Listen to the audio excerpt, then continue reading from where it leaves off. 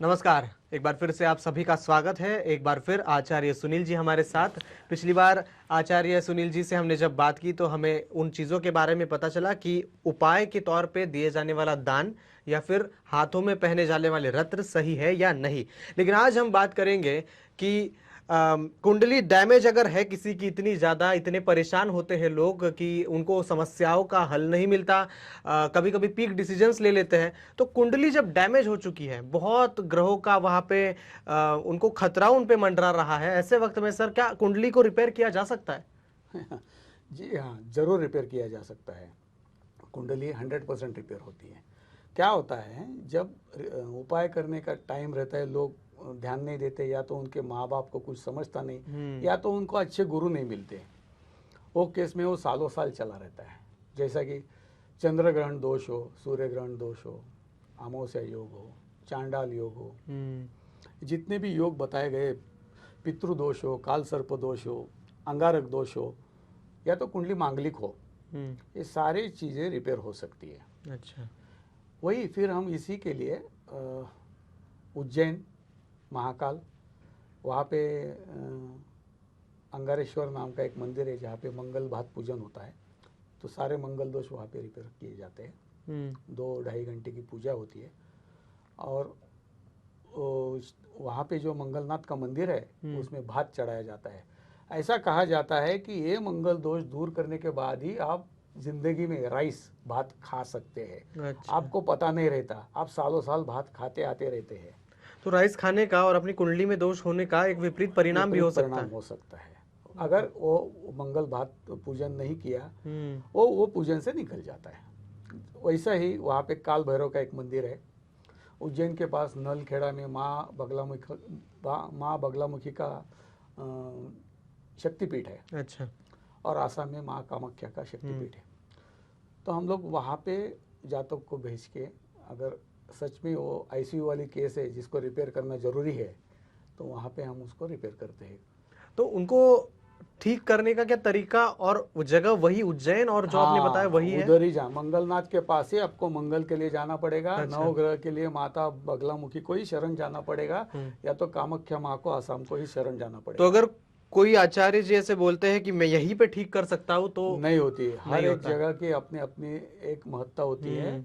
वहाँ पे अगर किसी का, आप समझ लो आपके अंगारक दोष लगा हुआ है आपकी कुंडली में, मतलब मंगल केतु का योग है, तो उधर केतु का जाप किया जाएगा, मंगल का जाप किया जाएगा।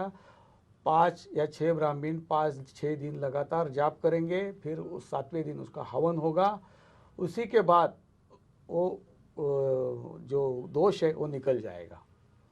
45 डेज से लेके 18 महीने तक उसका रिजल्ट मिलता ही मिलता है। अच्छा। अगर 3 साल में उसका प्रॉब्लम सॉल्व नहीं हुआ तो वापस एक बार करना पड़ता है, क्योंकि आपने बहुत सारे साल उसको ध्यान नहीं दिया। तो इसके लिए उसको करना पड़ता है। तो जिन लोगों को सच में अपनी कुंडली में थोड़ी सी बढ़ोतरी अच्छे तरीके से करनी है, उन्हें उस प्रोसेस से गुजरना ही पड़ेगा। गुजरना ही पड़ेगा। ये संभव है लेकिन आसान नहीं है। अरे आपके कुंडली में चंद्र ग्रहण दोष है, राहु चंद्र इकट्ठा बैठे हैं, तो आप वो लिख के आए हो ना कि आपका माइंड डिस्टर्ब रहेगा। आपके चंद्र में कुंडली में चंद्र शनि विष योग है, तो आप ये लिख, आपको जिंदगी में धोखा मिलेगा, आप जिंदगी के एक पड़ाव के बाद बर्बाद हो जाओगे, ये लिख के आए हैं। अच्छा। तो अगर वो रिपेयर करना है, अगर उसका सही समाधान करना है, तो आपको जाना ही पड़ेगा, दूसरा कोई चारा नहीं। देखिए, ये कलयुग है, समझो राहु के 18,000 मंत्र का जाप पंचांग में बोला गया है। कलयुग में उसको 4 गुना बढ़ा के करना पड़ता है। तो आपको मैंने बोला राहु के 1 लाख जाप आप घर में बैठ के करो, क्या आप कर पाओगे? नहीं कर पाओगे। इसके लिए जिधर उसका जागरूक देवस्थान है, जिधर वो प्रॉपर काम करने वाले गुरुजी है, गुरुजी की पूरी टीम है, उधर ही आपको जाना पड़ेगा, तभी सही ढंग से काम होगा। तो डैमेज कुंडली ठीक हो सकती है, 100% ठीक हो सकती है, लेकिन एक प्रोसेस से गुजरना होगा, जिसके लिए अपनी संयमता भी। अरे आप मंगलनाथ जाओ और चुपचाप एक कोने में बैठ जाओ, आपको कम से कम दिन में 8 या 10 सेलिब्रिटीज मिलेंगे, पॉलिटिशियन मिलेंगे। और इसीलिए हम ये सिलसिला भी देखते हैं, जब विराट कोहली जैसे बड़े हस्तियों का फॉर्म नहीं होता, उज्जैन जाके वहां पे दर्शन लेते हैं। बस उज्जैन जाते मतलब वो नलखेड़ा जाते हैं, अच्छा। उज्जैन जाते मतलब वो काल भैरव के पास जाते हैं, उज्जैन जाते मतलब वो अंगारेश्वर जाते हैं। मतलब ये वही का मामला है जो उनको ठीक जी करना है। जी जी जी। और देखो सबसे बड़ा श्मशान उज्जैन है, अच्छा। जहाँ पे महाकाल खुद बैठा है, तो वहाँ पे आपके समस्या का समाधान होना ही है। तो जैसे हमने पहले बात की, रुद्राक्ष और जो लोग आध्यात्मिकता की ओर जाते हैं वो वहां पे आपको ज्यादा मिलेंगे। अरे परसों 2-3 महीने पहले एक बिल्डर है, हम्म। इतना लोन हो गया, इतना प्रॉब्लम हो गया, मैं 2 दिन में खुदकुशी करूँगा। अच्छा। उसने सबको मैसेज डाल दिया, सारे लोग उसको मिलने आ गए। उसकी पत्नी मुझे कांटेक्ट किया, मैंने उसको समझाया ये डिप्रेशन के मोड से बाहर आ जाओ, मेरे लिए सिर्फ एक बार उज्जैन जाके आओ। तो मैंने उनका पूजन अरेंज कर दिया। आज वो लंदन में है। अच्छा। ये कितने वक्त 3 पुरानी बात महीने है? में 3 महीने में उसको ऐसा रिजल्ट मिला है, आज वो लंदन में बैठा है। तो वो मुझे बोलता है वही दिन ऐसा था कि मुझे जीने का बिल्कुल इच्छा नहीं थी, आपके वजह से मैं जी रहा हूँ। कुछ भी बड़ा डिसीजन लेने से पहले हमें आचार्य जी से जरूर बात करनी चाहिए, आप ये सलाह देंगे क्या? अगर आपको प्रॉब्लम है तो जरूर जरूर जरूर।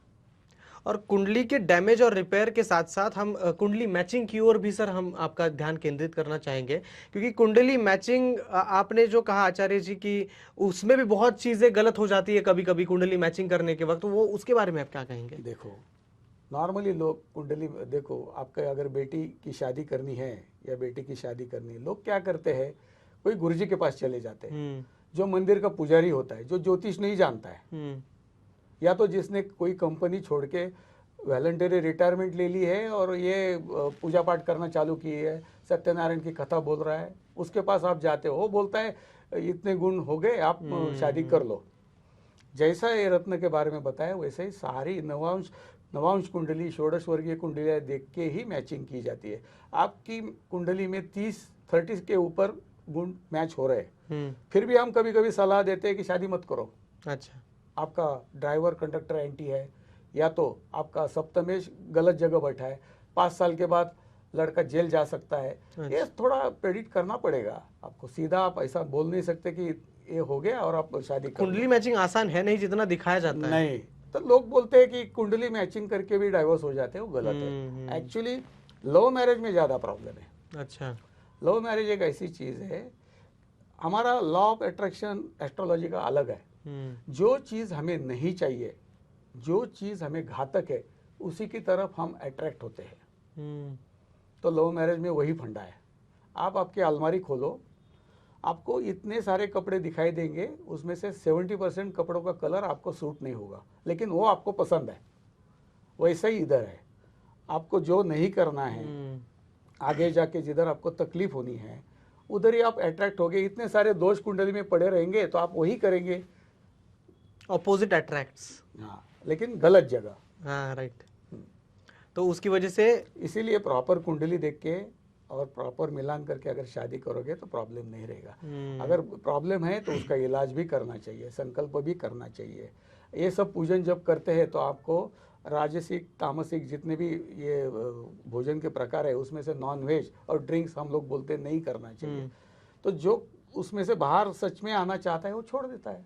मैंने ऐसे 500-700 लोगों के छुड़ाए हैं, तभी आप भगवान के पास जा सकते हो। अच्छा, तो कुंडली मैचिंग बहुत इंपॉर्टेंट है कि ये बताया जाता है कि वो आसान है और आसानी से मैच भी करते हैं। क्या इतना आसान है ये 30 से ज्यादा गुण को मैच करना? आजकल तो क्या है, बहुत सॉफ्टवेयर आ चुके हैं। हाँ। ज़्यादा कैलकुलेशन गुरुजी को भी नहीं करना पड़ता है, आप भी घर बैठे मैचिंग कर सकते हो। लेकिन बाकी सारे पहलुओं को अगर पता नहीं चले तो गड़बड़ हो जाएगी। तो जो सॉफ्टवेयर है वो तो सिर्फ कुंडली मैच करवा सकते, लेकिन दोष गुण तो बताने के लिए आचार्य जी लगेंगे ना? नहीं सकते, बराबर है। तो आपको प्रॉपर गाइडेंस के लिए आपको प्रॉपर आचार्य के पास, आपके आसपास जितने भी अच्छे लोग हैं उसके पास जाइए और कराइए। और इसी के साथ आचार्य जी, एमएनसी कंपनीज का भी हमने जब डिस्कस कर रहे थे, एमएनसी कंपनीज के बारे में आप कुछ तो बोल रहे कि हिंदू सनातन धर्म और एमएनसी कंपनीज का मेल नहीं हो रहा। बोलता हूँ एमएनसी कंपनीज हिंदू सनातन धर्म के दुश्मन है। अच्छा। क्यों बोलता हूँ? देखिए ऐसा है, वो 8 घंटे से ज़्यादा लोगों को एंगेज रखते। वो उनका ये कोशिश रहता है कि मैक्सिमम लोग एंगेज रहे, चाहे वो लेडी हो या जेंट्स हो, उनका ये कोशिश रहता है। जैसे ब्रिटिश हमारे पास आए, ईस्ट इंडिया कंपनी लेके आए, वैसा ही ये एमएनसी छोटे छोटे पैमाने पे एमएनसी कंपनीज है। हिंदू धर्म के त्यौहार पर एक छुट्टी नहीं देंगे। आपके घर में अगर कुल धर्म कुलाचार जो भी आपकी प्रथा है उसके लिए अगर आपके लिए घर की लेडी एमएनसी में काम करती उसको छोड़ेंगे नहीं। सुबह 8 बजे बुलाएंगे, शाम को 8 बजे छोड़ेंगे। जेंट्स का भी वही हाल है। वो खुद के पर्सनल लाइफ, खुद के संसार के लिए उसको टाइम ही नहीं मिलता है। उसको नए साल के पहले तारीख को छुट्टी देंगे, लेकिन दिवाली को, दसरे को अपने छुट्टी नहीं देंगे। गणपति को नहीं देंगे। गणपति उठा के अपने ही कंपनी में बिठा लेंगे और बोलेंगे इधर पूजा करो।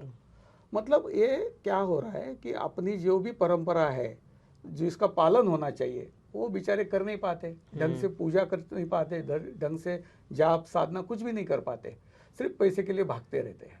तो थोड़ा एमएनसी कंपनी ने भी सोचना चाहिए कि हम जिस कंट्री में है उस कंट्री का रिलीजन, सनातन धर्म का हम पालन करें। एमएनसी कंपनीज के बारे में ये भी कि लोगों को अगर छुट्टी मिलती भी है लेकिन जो एग्जर्शन है उसकी वजह से उस दिन वो फिर उनका तकलीफ क्या है, उनके बॉस सब फॉरेन में बैठे हैं। वो रात को 11 बजे फ़ोन करेंगे क्योंकि उधर दिन है। वो सोचते नहीं है कि इधर लोग सोए हैं और रात को 11 फिर इतना टेंशन देंगे कि वो 4 दिन आदमी टेंशन में ही जिएगा। तो वो जब उसको घर पर्सनली अपनी हेल्थ के लिए या फैमिली के लिए टाइम नहीं मिलता है, वो भगवान की तरफ या धर्म की तरफ कब देखेगा? वो सबसे बड़ा प्रॉब्लम है। तो एमएनसी कंपनीज को और जो लोग वहाँ पे काम करते हैं उनको ये समझना होगा कि जब तक हम सनातन धर्म के उन मुहूर्तों को अच्छी तरीके से उनका इम्पोर्टेंस नहीं समझते। नौकरी जरूर करो लेकिन अपना धर्म संभाल के करो। अच्छा, ताकि आपको तकलीफ ना हो। उनको प्रॉब्लम आ गया, डायरेक्ट सुसाइडल टेंडेंसी हो जाती है, उनका ध्यान ही नहीं रहता, रात भर काम करते रहते हैं। अभी इधर हम पहले एपिसोड में बोल चुके, आप मोबाइल को दूर रखो। ये तो कंप्यूटर को लेके बैठते हैं। कंप्यूटर और मोबाइल में क्या फ़र्क है? वो भी राहु है, ये भी राहु है। तो जैसे आचार्य जी ने तमाम सवाल इस एपिसोड में भी उन्होंने जवाब दिया। जैसे कि कुंडली डैमेज, कोई लोग ऐसे बोलते हैं कि अगर कुंडली डैमेज है तो रिपेयर नहीं हो सकती, लेकिन वो भी हो सकती है, लेकिन उसके लिए एक प्रोसीजर है और जिसके लिए आपको भी संयमता बहुत रखनी पड़ेगी।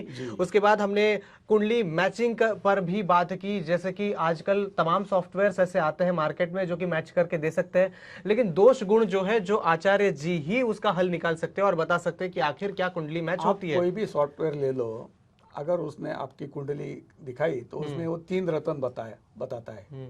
समझो लग्न का रत्न डालो बोलता है, लेकिन पंचम का और नवम का हर एक सॉफ्टवेयर 3-3 रत्न सजेस्ट करता है।